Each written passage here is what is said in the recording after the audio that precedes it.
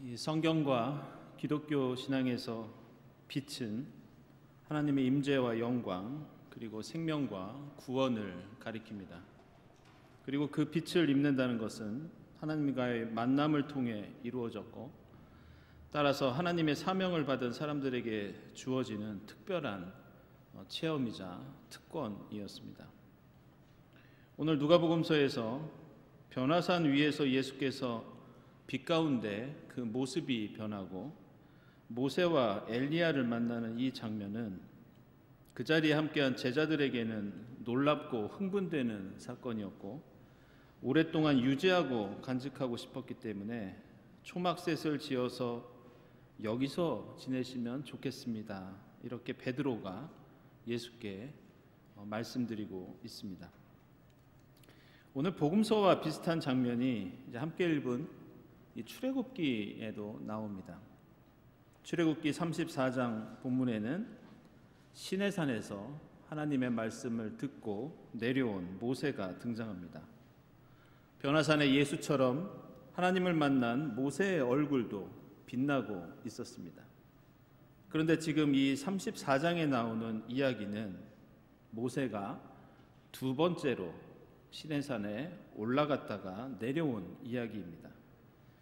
이미 모세는 32장에서도 시내산에 올라가서 하나님의 말씀을 듣고 내려왔던 적이 있었습니다. 그런데 출애굽기 32장 1절을 보면 당시에 모세가 처음 시내산에 하나님의 말씀을 들으러 올라갔을 때 이스라엘 백성들 가운데 여러 가지 불미스러운 사건들이 일어납니다. 모세가 오랫동안 산에서 내려오지 않자 백성들이 불만을 토로하면서 자신들을 새롭게 인도해 줄 신을 모세 대신 만들자고 아론에게 소리칩니다. 그러면서 자신들을 이집트에서 끌고 나온 모세라는 사람은 저 산에 올라가서 죽었는지 살았는지 도통 알 수가 없다고 그렇게 비아냥거립니다. 그래서 아론은 백성들과 함께 금송아지를 만들었고, 모세가 산에서 내려와서 보니 사람들이 그 송아지 주위를 춤추고 노래하며 빙빙 도는 그런 장면을 볼 수 있었습니다. 그래서 모세는 화가 나서 손에 들고 있던 하나님의 말씀이 새겨진 돌판을 내려쳐서 깨트립니다. 이 금송아지 사건은 단순한 우상숭배 사건만이 아니라 모세가 이스라엘의 지도자로서 과연 자격이 있는지를 물었던, 백성들이 모세의 권위에 도전했던 사건이었습니다. 그리고 이러한 백성들의 무시와 도전은 매우 심각한 일이었습니다. 당시 모세는 출애굽 과정에서 하나님과 백성들의 관계를 이어주는 역할을 하고 있었기 때문에 만약 모세를 불신한다면 하나님과 백성들의 관계는 끊어질 수밖에 없었고, 출애굽 사건에도 큰 문제가 생길 수밖에 없었습니다.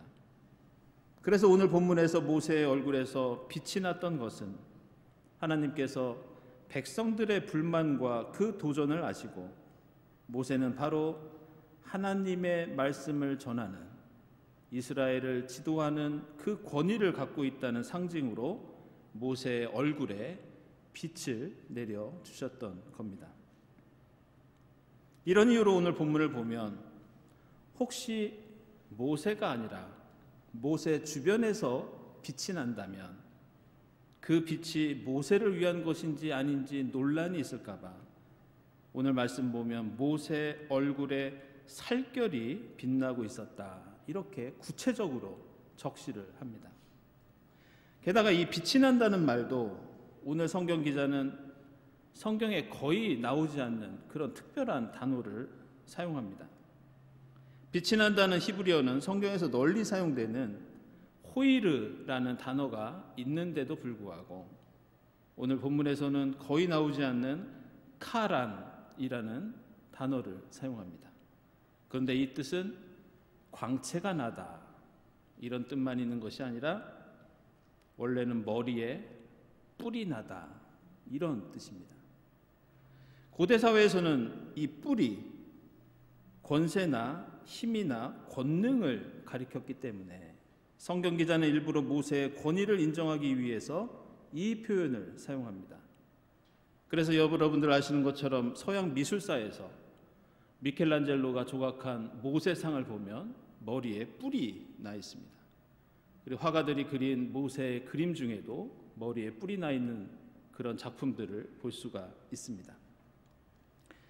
그리고 모세에게서 뿔이 나는 것처럼 광채가 났다는 것은 얼마 전까지 이스라엘 백성들이 춤추고 노래하며 섬겼던 바로 금 송아지의 뿔을 연상하게 만들었습니다. 모세에게서 뿔처럼 뻗어나는 그 광채는 이스라엘 백성들에게 자신들이 저질렀던 잘못을 떠올리게 하면서 이제는 더 이상 모세의 권위에 도전할 수 없게 만드는 그런 의도였습니다. 그런데 오늘 본문을 자세히 보면 조금 이상한 장면들이 나옵니다. 그것은 모세가 자꾸 얼굴을 수건으로 가렸다가 벗었다가 반복하고 있습니다. 사람들을 떠나서 하나님을 만날 때에는 수건을 벗고 있다가 나중에 사람들 앞에 설 때에는 얼굴을 가렸고 모세가 하나님의 말씀을 전할 때에는 다시 수건을 걷어내고 빛나는 얼굴을 드러냈다. 이렇게 나옵니다. 도대체 왜 모세는 이렇게 수건으로 얼굴을 가렸다가 드러냈다가 반복하고 있는 것일까? 우리는 이 장면에서 자신의 얼굴을 드러내고 숨기는 이 모세의 행동을 통해서 모세라는 사람이 얼마나 위대한 신앙의 인물이었는지 느낄 수 있습니다. 그동안 백성들에게 권위를 도전받았던 모세는 사실 이스라엘 백성들 앞에서 더 강한 권력이 필요했습니다. 그는 자신의 얼굴에서 나는 광채가 오히려 필요한 상황이었습니다. 그러나 그는 그 빛을 과시하지 않고 꼭 필요할 때만 드러냅니다. 오늘 본문을 보면 그는 하나님의 말씀을 선포할 때만 자신의 얼굴을 사람들에게 보여줍니다. 얼굴을 수건으로 가렸던 것은 혹시 모세 자신이 평소에 하는 말이 하나님의 말씀과 혼동되지 않게 하기 위해서였습니다. 하나님께서 계시해 주신 공식적인 말씀만을 온전히 전달하기 위해서 그는 수건으로 자신의 살결에서 빛나는 자신의 권위를 보장할 수 있는 그 광채를 일부러 숨깁니다. 모세가 보여준 이러한 태도는 오늘 누가복음서에 나오는 변화산 사건에서도 똑같이 발견됩니다. 예수는 얼굴이 변하고 온몸이 빛에 휘감겨서 모세와 엘리야와 대화를 하고 있었고 나중에는 하늘에서 음성이 들립니다. 그 정도의 신비한 광경이라면 예수는 당장 모든 백성들에게 추앙받고 엄청난 권위를 누릴 수 있었습니다. 그래서 제자들은 그 신비롭고 놀라운 광경을 세상 가운데 알리자고 제안합니다. 그러나 예수께서는 그것을 원하지 않으셨고 오히려 오늘 본문 뒤에 나오는 말씀을 보면 예수께서는 산에서 내려오셔서 병든 사람을 고치시고 자신은 십자가에서 죽어야 한다는 것을 제자들에게 말씀하시고 그 십자가를 향해서 나아가십니다. 그런데 오늘 이 누가복음서 본문에는 이러한 예수와 출애굽기의 모세를 휘감았던 하나님의 영광과 빛이 어떤 의미를 갖고 있는지 우리에게 알려주는 특별한 단어 하나가, 특별한 용어 하나가 기록되어 있습니다. 그것은 오늘 누가복음서 9장 31절에 나오는 떠나가신이라는 표현입니다. 31절을 보면 이렇게 말씀합니다. 그들은 영광에 쌓여 나타나서 예수께서 예루살렘에서 이루실 일, 곧 그의 떠나가심에 대하여 말하고 있었다. 이렇게 나옵니다. 예수가 예루살렘에서 떠나가신다는 것은 당연히 예수께서 십자가에서 죽으신다는 것을 의미합니다. 그런데 오늘 누가복음서 기자는 이 떠나가심이라는 말을 단순히 죽는다는 단어나 세상을 뜬다는 표현이 아니라 성경에서 매우 중요하게 여기는 어떤 특별한 용어를 사용합니다. 그것은 바로 엑소더스, 바로 출애굽입니다. 헬라어로 엑소더스라는 말을 세상을 뜬다는 말로도 쓸 수 있지만 사람이 죽는다고 할 때 이 단어는 거의 사용되지 않습니다. 지금 누가복음서는 이 엑소더스라는 단어를 의도적으로 사용함으로써 우리 그리스도인들에게 빛과 영광, 지금 예수께서 변화산에서 입으신 그 빛과 영광이 우리에게 어떤 의미를 갖고 있는지 뚜렷하게 보여주고 있습니다. 그것은 빛과 영광이 우리가 생각하는 것처럼 우리로 하여금 사람들에게 인정받고 존경받고 아니면 어떤 이익을 가져다 준다는 그런 뜻이 아니라는 겁니다. 그것은 오늘 변화산에서 예수의 떠나가심에 대해서 말씀을 나누고 있는 예수와 모세와 엘리야, 이 셋 모두 산 위에서 하나님을 만났고 하나님의 빛과 영광을 받은 이 세 사람의 삶을 보면 우리는 그 빛과 영광의 뜻이 무엇인지 알 수 있습니다. 예수와 모세와 엘리야는 그 누구보다 하나님의 뜻을 이루기 위해서 힘들고 어려운 길을 간 인물들이었습니다. 모세는 평생 광야에서 죽을 고생을 다하다가 그렇게 들어가고 싶었던 가나안 땅을 밟지 못하고 죽습니다. 엘리야는 바알 종교와 대결을 하느라 먹을 것도 제대로 먹지 못하고 광야에 숨어 지내고 죽음의 위협을 받으며 살아간 예언자였습니다.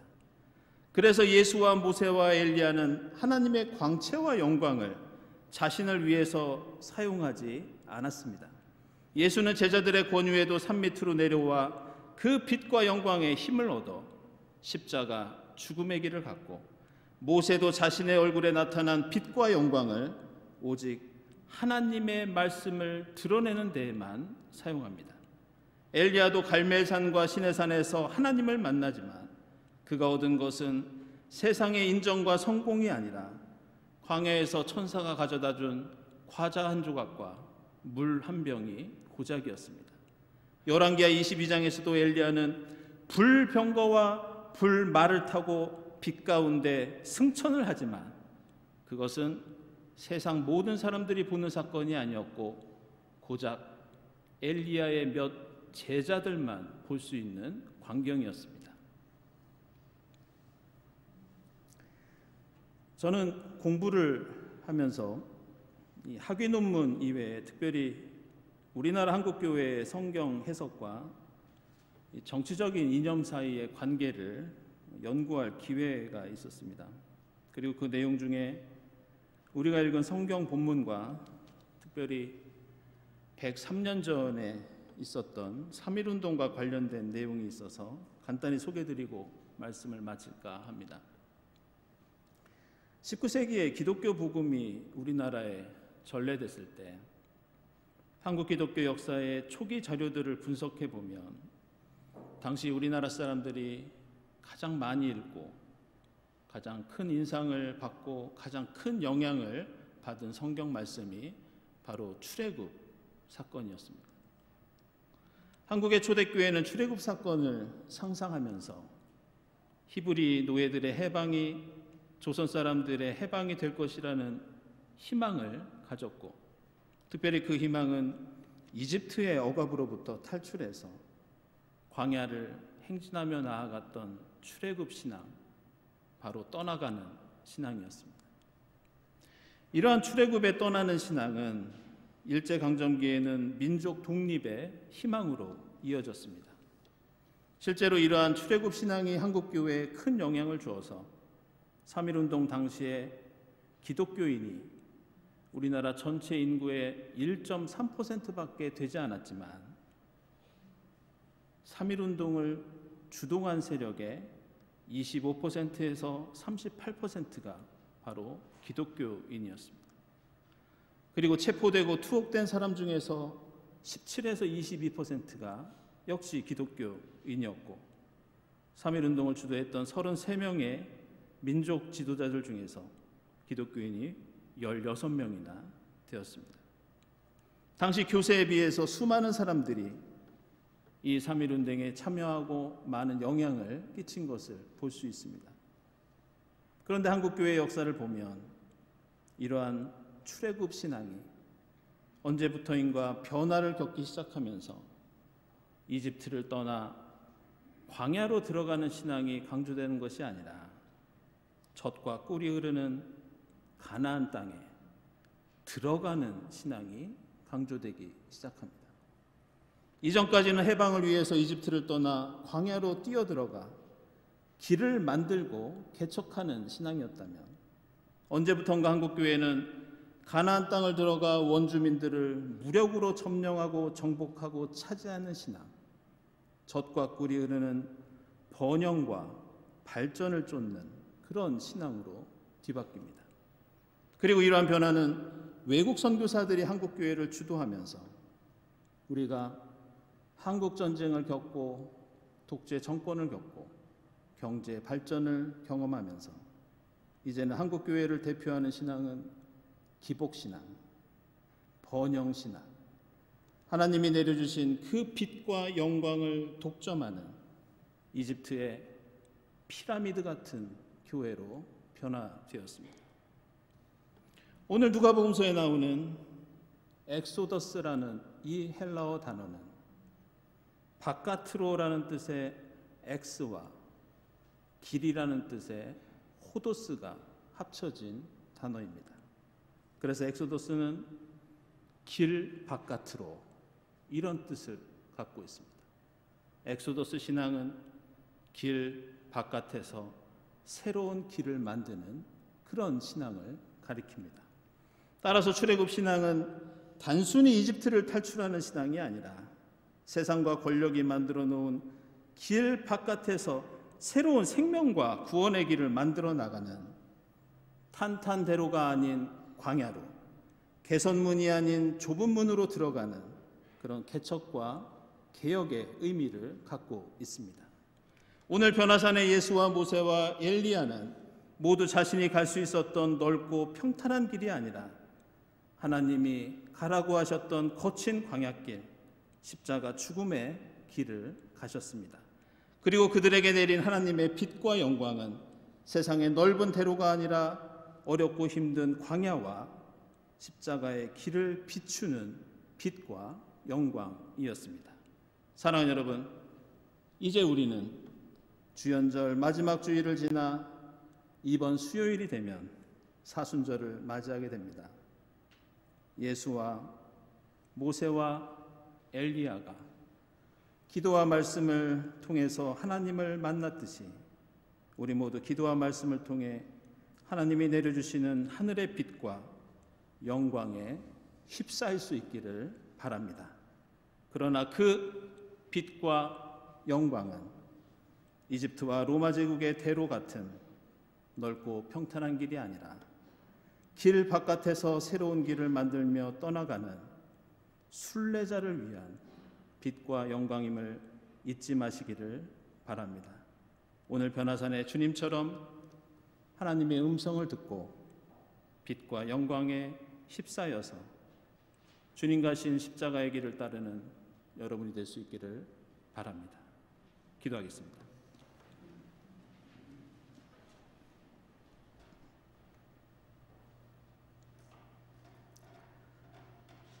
하나님, 감사합니다. 하나님께서 저희에게 허락하신 빛과 영광이 저희의 만족과 자랑보다 진리와 생명의 길을 비추는 구름기둥과 불기둥이 되게 하옵소서. 주연절을 보내고 사순절을 맞이하면서 기도와 말씀 가운데 그 빛을 입어 주님 가신 십자가의 길을 기쁨으로 동행하게 하옵소서. 진리와 생명 되신 예수 그리스도의 이름으로 기도드리옵나이다. 아멘.